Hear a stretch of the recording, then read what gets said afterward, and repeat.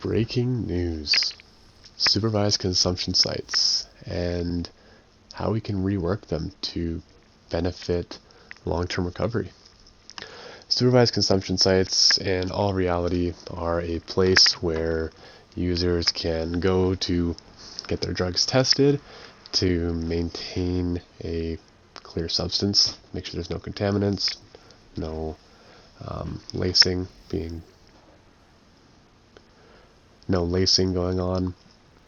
And these sites oftentimes neglect the emotional safety and prioritize physical safety for these users.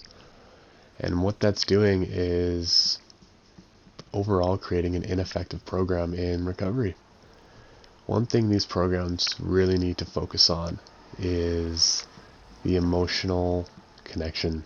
These sites oftentimes feel cold, not safe, with the direct result being these places don't have a sense of community, and oftentimes these users feel isolated and alone already. To on top add a clinical environment to that list, users just don't really feel connected. I have a story from a social worker describing one of these places as hell on earth. These sites aren't designed to be a safe place for a user. They're designed to reduce physical harm, and that's really about it.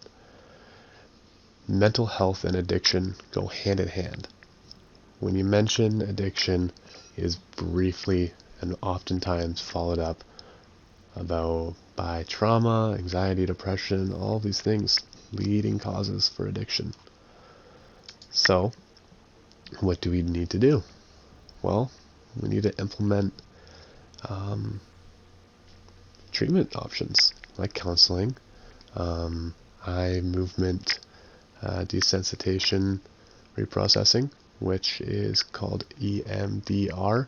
That's a system that was used for soldiers on the front lines to help their issues with trauma. It has about around a 77% success rate and would be extremely effective in helping out with trauma for users, which in result will hopefully blossom into recovery. These sites need to flip to long-term recovery. Long-term recovery is the key for these guys. They need to feel loved. They need a community. They need these treatments, and they need to understand why these addictions take control over their life. What is the underlying issues? Is it their mental health? Is it trauma? Is it the environment that they're in right now? When we can shift our focus to long-term recovery, Canada will thrive. With Canada thriving, we all do better. So the way we can help is we need a call to action. We need to encourage others, encourage the SCSs to change their outlook on how these sites are operated.